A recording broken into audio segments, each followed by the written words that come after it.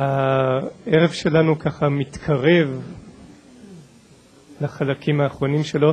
יש חלק אחד שתלוי בכם, שזה החלק האחרון, וכמה יהיה לכם מעניין לשוחח איתנו, מהמרצים. אבל קודם יש את ההרצאה של איאן ריס, ובשביל להציג את איאן אני אעבור לאנגלית. אני אעבור לאנגלית משתי סיבות. א', כי איאן יושב כאן בהרבה סבלנות ומקשיב לנו, והגיע הזמן שזה יתחלף. וב', בשביל להרגיל אתכם לאנגלית, כי האנגלית של איאן היא במבטא וולשי ושלי לא. אז תהיה ככה הזדמנות. You understood that? Okay.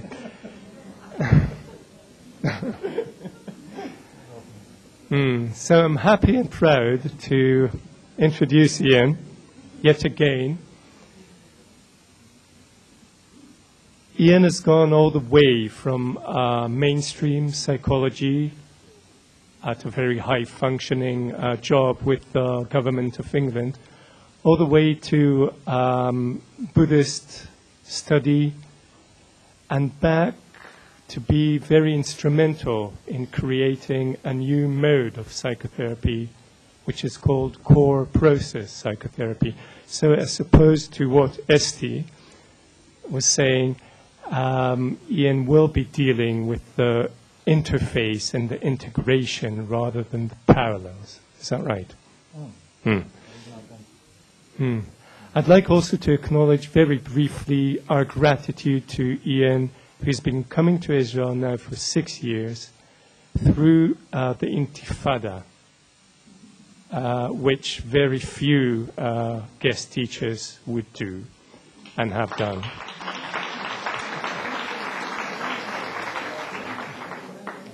In a way personifying karuna or compassion and being with us. So thank you, Ian. Thank you, Uri. Hello. I come to Israel for lots of reasons, really. And one, because I have unusual experiences here. And I've just had, for the last couple of hours, a really unusual experience. It's just fascinating. I talk a lot about not knowing. It's my students, and I've lived that experience really quite profoundly over the last couple of hours. Because at some level, I have no idea what's going on here. Occasionally there's words, there's sort of dukkha. The Pali, Sanskrit, fine. Hebrew, sorry, my Hebrew is woefully inadequate.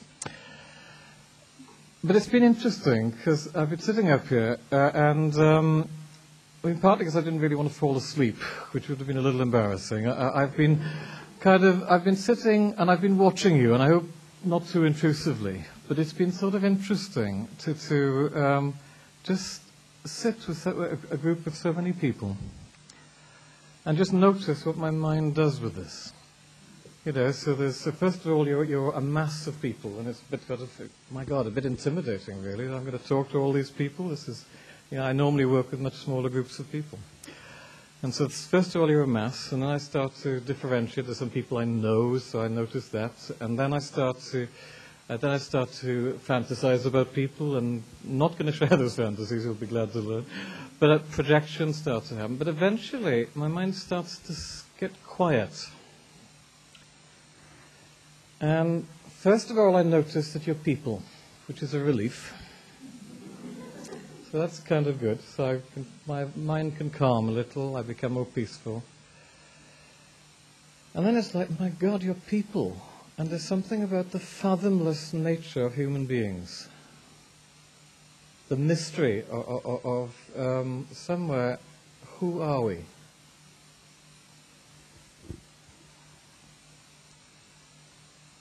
I'm all kinds of things. Like I have all kinds of ideas about who I am. But in the moment of unknowing, in the moment of genuine contact and presence, I think we're a mystery, expressing ourselves in the moment.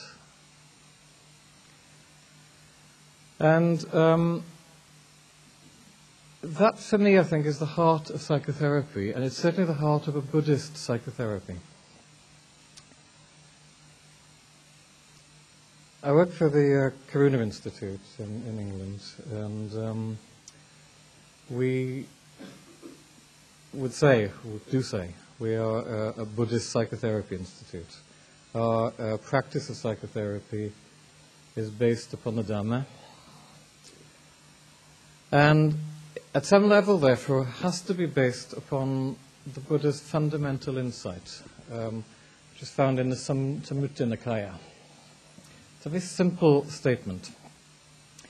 And before reading it out, it is said in the scriptures that the Buddha's two leading disciples, Shariputra and Moggallana, when they heard this statement, immediately became enlightened. So, when I read it, listen, maybe, you never know. Maybe this could be a good moment for you. It's a very simple thing. From the arising of this, that arises. This being, that comes to be. From the ceasing of this, that ceases. This being not, that becomes not. How are you doing? Okay. It sounds like nothing. But when we see that this and that is everything, we see that the Buddha is describing an universe in which everything is connected. Everything is the context for everything else. So he's describing essentially an universe where there are no strangers. It's unimaginable to truly, truly address that. It means that each one of us, as we sit here, affect each other, here and now. As we arise together, we affect each other. As we cease, as aspects of us arise and cease, so too aspects of each and every one of us.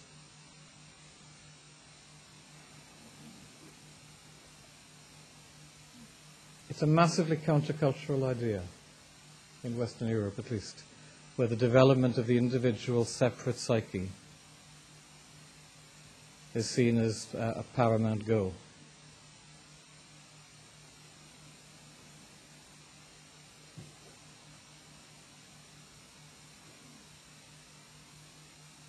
There's another great image from the life of the Buddha, which speaks to me in this vein.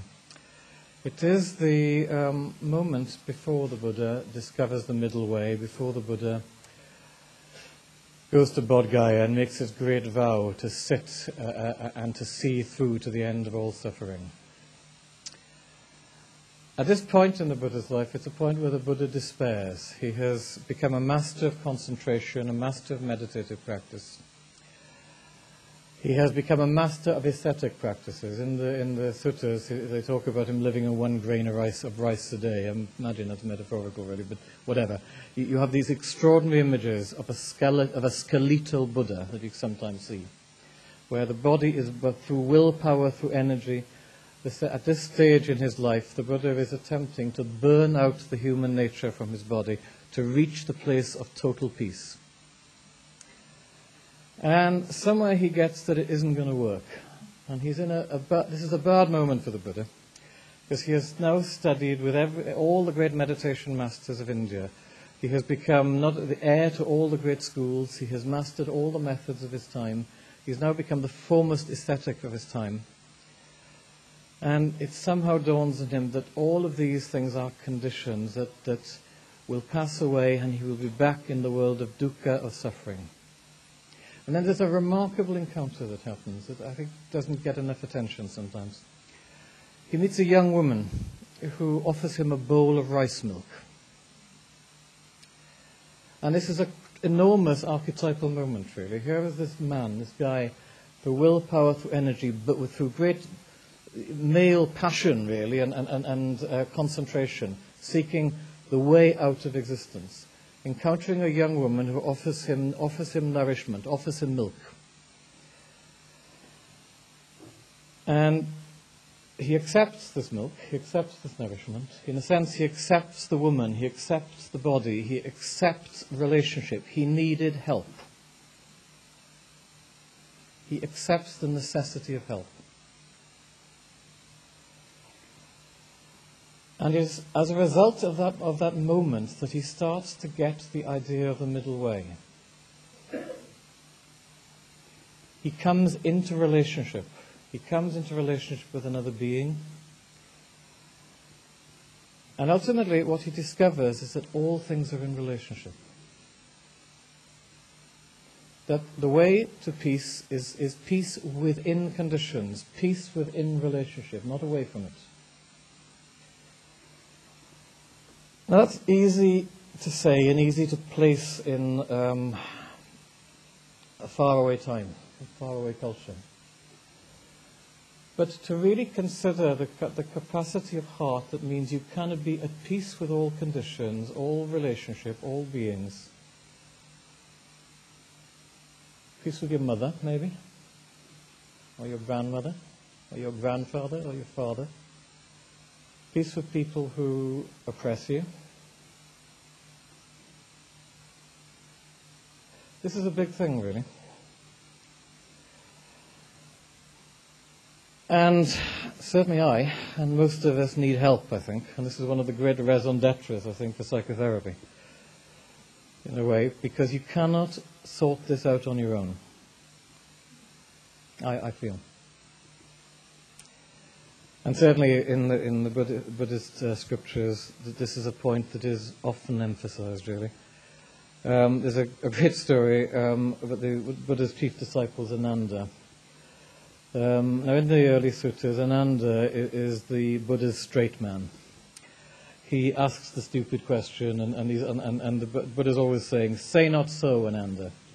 In this case, Ananda runs up to the Buddha and says to the Buddha, "Lord, is it not so that Sangha is half of the holy life?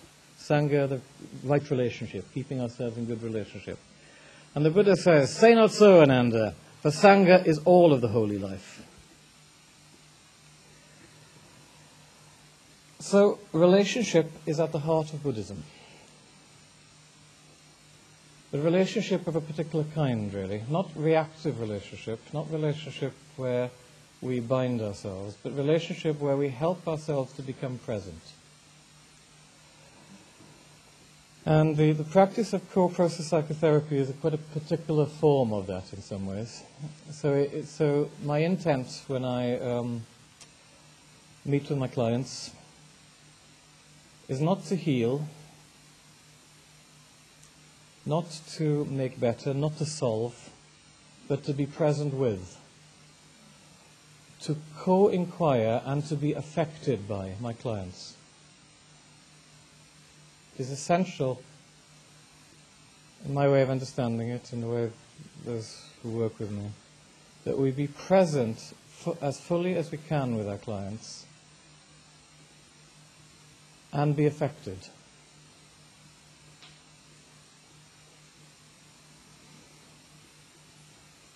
And the role of the therapist in this way of looking at it really is to continually enter with the other into a place of unknowing and to look together at what seems to be trying to emerge.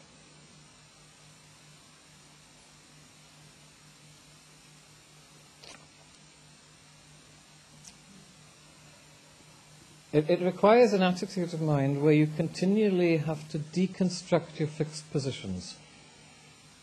I mean, there's certain conventions that obviously that are held to. The convention of the therapeutic hour, the convention that you hold the other and they don't hold you.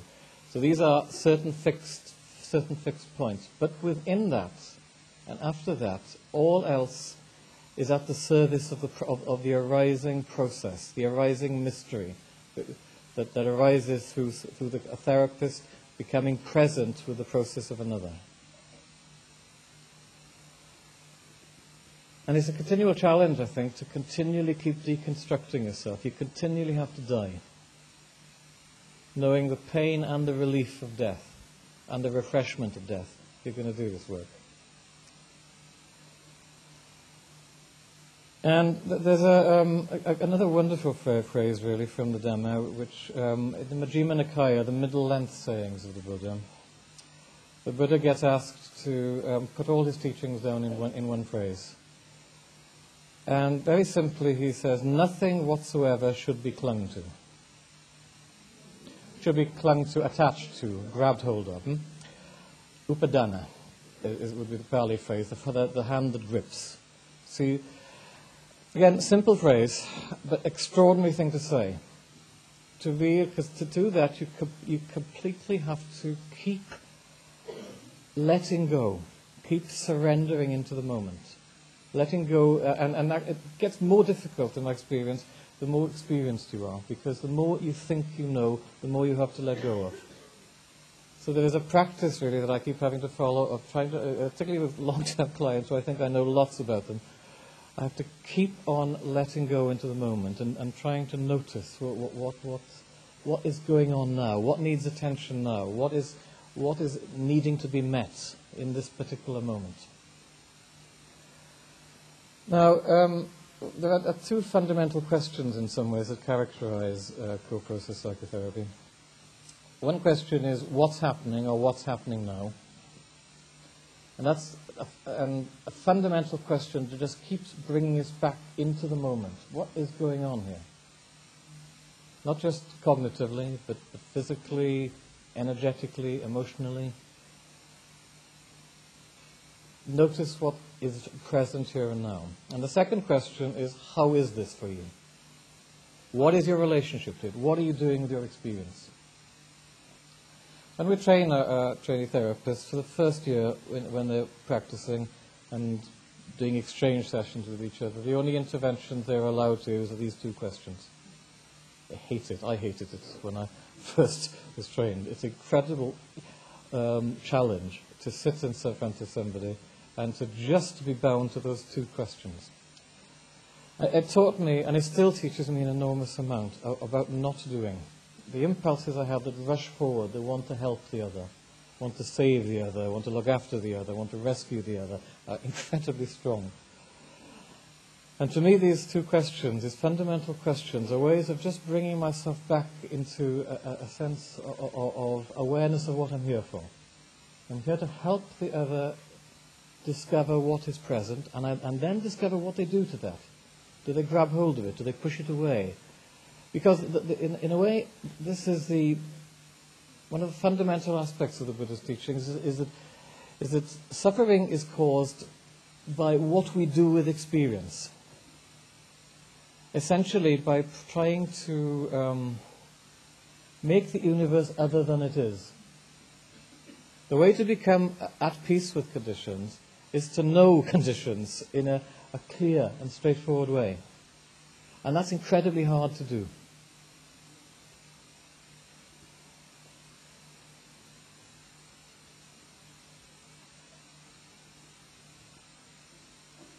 It's very hard to maintain awareness in contact. Because what floods in the moment of contact is memory, is history, is the territory of object relations, is the territory of prenatal experience maybe even. And in that moment, it's difficult to be present, just a human being with another human being, and notice what's really happening right now.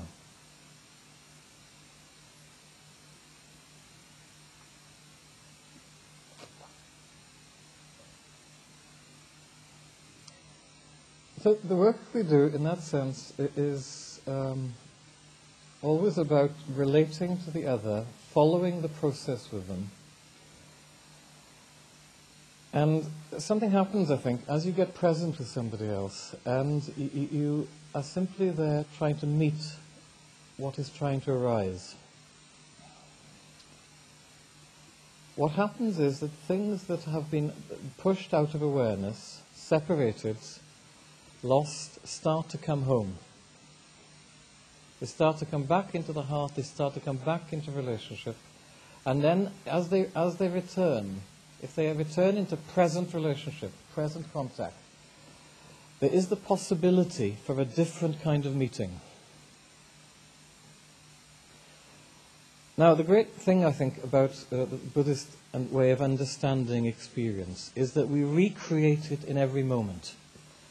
The process called Pacchisha Samuppada, the dependent co-arising process. is a process where we are continually reconstructing ourselves and our world. So we are not, in that sense, the slaves of our history. There is the potential, whatever has happened to us, but what remains in us are the patterns, are the processes, are the memories and the perceptions that we continually recreate.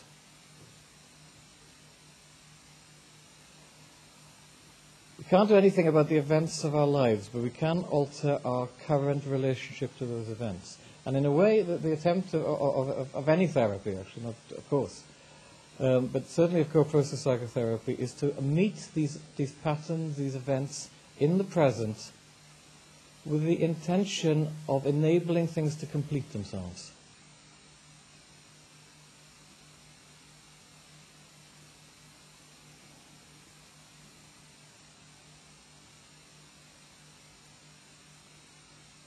So, to give an example from my own case in some ways, my own therapy.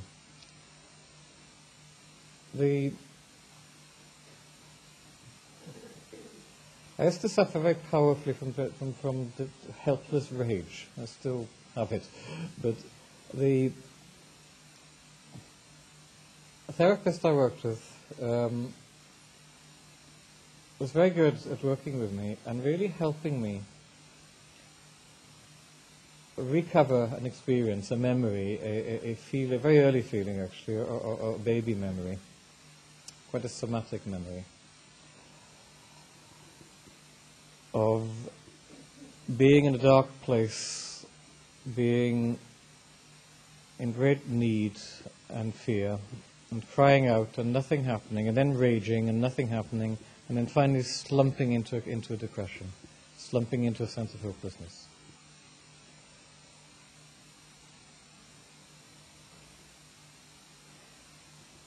Now, the work I did with my own therapist meant that I was able to re-experience to some extent in the present the memory of that experience and the somatic reality of that experience, the bodily reality of that experience. Not by any technical method, but by just the therapist simply just staying with my process until such a time as this very deeply buried process, very deeply buried memory was able to emerge. And in that moment, the therapist was able to meet me in such a way that I did not feel alone. And that changed that experience. The sense of being met very deeply in that place changed that experience, changed my relationship to that experience. So I still have quite a lot of helpless rage and depression that I work with, but I have a different relationship to it. And the power of being met in the right way, not in an invasive way, and not left. It's a subtle place. But it's not a place that you can get technically right. It's a place you can come to by following your process, trusting your process and the process of the other, and having the intention to be alongside and to keep meeting, to keep entering into relationship. And it's a paradoxical thing in some ways, because these split-off places need to return, need to embody, and then having been embodied, they can be let go of. At some level, I was able to let go of some of my rage, some of my grief, because it came fully into relationship. I can let go now. I'm met in that place. Whereas I think at an earlier time in my life, I would have felt, and this is Buddhist teachings, by thinking that actually I should just annihilate self. Anatta, the idea of there should be no self here. So, but actually, in a sense, that what I have come to understand is that the lost portions of self need to come home, need to fully embody, need to form, need to be helped to form, need to be met in relationship, and then what happens is we just naturally let them go, because the need to hold them, the need to keep them going, the need to keep our grip on them, doesn't exist in the same way.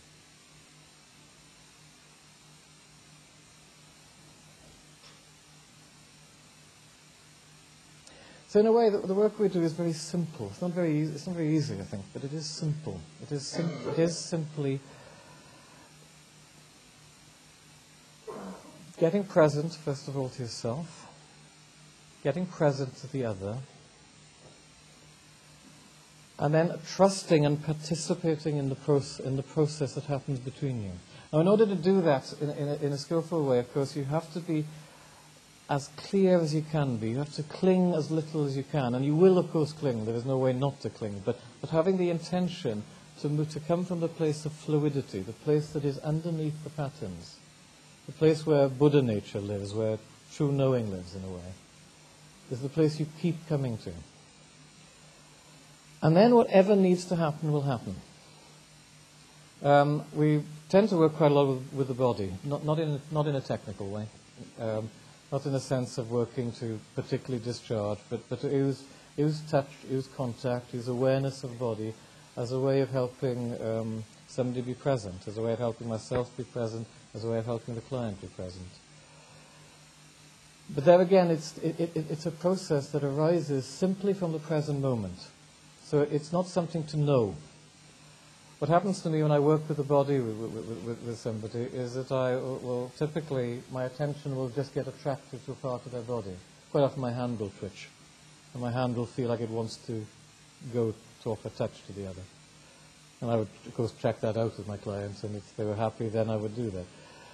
And if I would do that, then I'm in physical contact, and actually then a movement of physical relationship will happen. Maybe their body will move, maybe I will follow, but I'm simply following a process. I can do that physically, I can do that in words, I could do that in images. It sort of doesn't matter what I do as long as I do, and as long as I keep in relationship with the other. And the reality is, I think in a day I can be working very differently with each person who comes to see me, depending upon their particular needs, the stages of their process.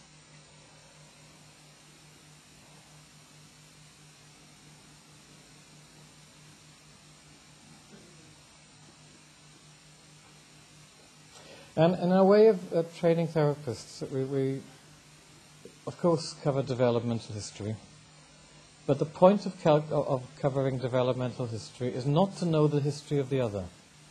It is so you understand your own history. It's so that you have a sense of your own experience as a baby, a sense of your own experience as a child, your own experience as a teenager, so that your capacity to come into resonance with your client is deepened and widened. And that's an experience I think that keeps on happening. And because, fortunately, we live in a deeply interconnected universe, the clients that keep coming to us are those that we need to work with us, I feel. So my clients meet me always at the edges of my process. So the places I'm finding difficult, I get met by my clients. So there's a continuing process of refining awareness, working at my own patterns, working at my own capacity to widen and deepen my heart.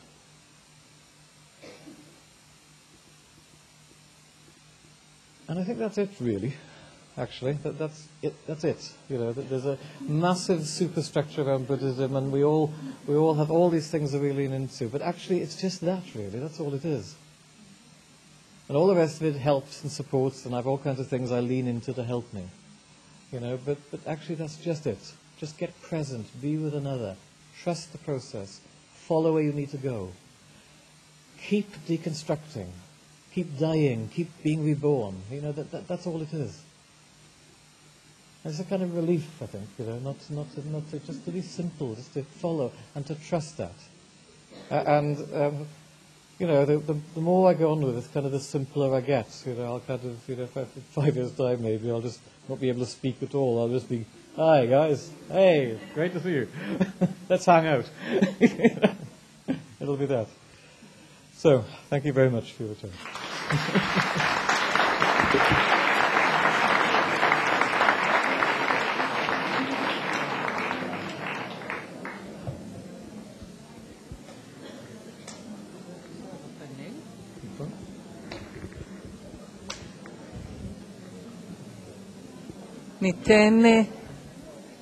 Ian, thank you so much for a beautiful, inspiring talk